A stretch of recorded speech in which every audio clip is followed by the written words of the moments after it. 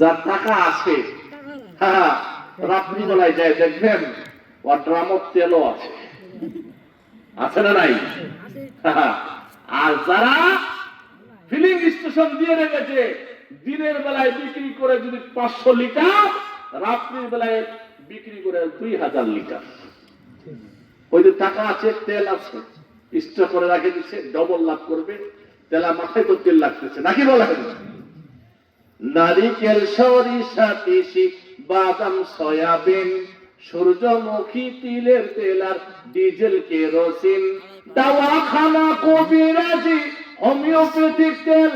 আরে গরম মাথায় তেল ঢালিলে হইয়া যায় হিমেল। আবার গন্ধ তেলে, আবার গন্ধ তেলে গিন্নির পরম খুশিতে যাই ভরিয়া। তেল বিনে চলে না দুনিয়া ভাই রে, তেল বিনে চলে না দুনিয়া, ঠিক না? হযরত ফাতেমাতুজ জোহরা রাদিয়াল্লাহু তাআলা আনহা চিঠি লিখলেন বান্ধবীর উদ্দেশ্যে। সময় বেশি যাচ্ছে, সংক্ষেপে টানে নিয়ে আসছে। বান্ধবীকে চিঠি লিখে দিল, বান্ধবী রে, বাবার বংশে রাজা বাদশা নাই, মায়ের বংশে রাজা বাদশা নাই, তো কি হয়েছে? যিনি উপরওয়ালা তিনি রাজা বাদশা বানান, ওই উপরওয়ালায় আমার বাবার সাথে দোস্তি লাগিয়েছে। জোরে করে সুবহানাল্লাহ। আমি তোমার বিয়েতে যাব, টেনশন করো না। বান্ধবী খুব খুশি, আমার বান্ধবী আসতেছে। বাবাকে বলতেছে, বাবা আয়োজন করো, আমি বিয়েতে রাজি আছি। ইহুদি মেয়ের কথা শুনে বুক ফুটাইয়া উল্লাসের সাথে বিভিন্ন রকমের এলাকা সবচেয়ে সেরা অনুষ্ঠানের আয়োজন করতে শুরু করলো। চলতেছে অনুষ্ঠান, আয়োজন চলতেছে, দিন যায় রাত যায়, যাইতে যাইতে যাইতে যাইতে বিয়েটা কোন বার?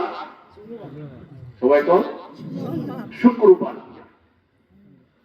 বুধবার সন্ধ্যার সময় বাবাকে বলতেছেন, বাবা কালকে কিন্তু বৃহস্পতিবার, কালকার দিনটা পার হলে শুক্রবারে বিয়া। নবীজি বলছে, হ্যাঁ মা আমি তো বলছি, তুমি যাবে, কোনো সমস্যা নাই। রাত্রি ফুরাই গেল, সকাল হলো, আবার সকালে বাবাকে তাগিদ করতেছে, আব্বা কালকে কিন্তু বান্ধবীর বিয়া। ফাতেমা বলতেছে, বাবা বলছে তো সমস্যা নাই, যাবা। দুপুরেও একই কথা, বিকালেও একই কথা, সন্ধ্যার সময় ওই একই কথা।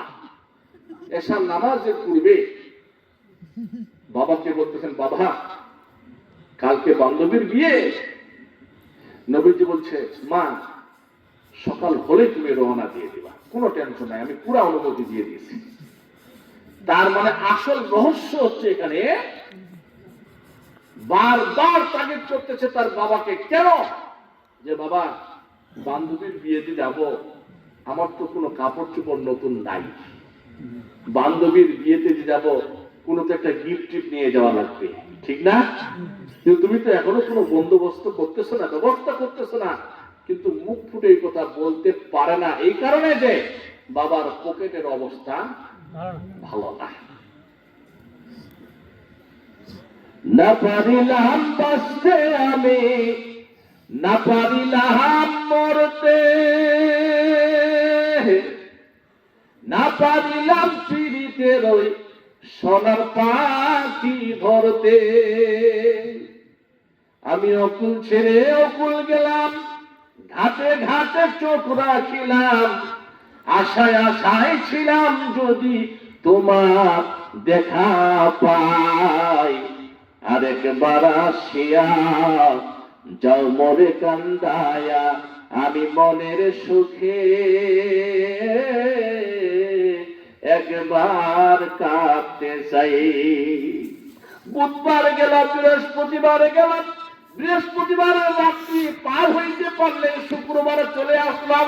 কিন্তু আশায় আশায় থাকার পরে, এতবার তাগিদ করার পরও যেহেতু বাবার মুখ থেকে কোনো সান্ত্বনার বাণী শুনতে পারছে না, ফাতেমাতুজ জোহরা দুই চক্ষু দিয়া ঝর্ণা তারা ফেলে দিল, নদী বইতে লাগলো। বাবা বুক ফাটিয়া তোমাকে বারবার তাগিদ করতেছে, রাত্রিটা পার হইতে গেলেই সকালে বান্ধবীর বিয়ের অনুষ্ঠানে যাওয়া লাগবে, নিজেরও কাপড় চোপড় নাই, বান্ধবীর হাতে কি দিয়া গিফট করবো ওইটাও আমার ব্যবস্থা নাই।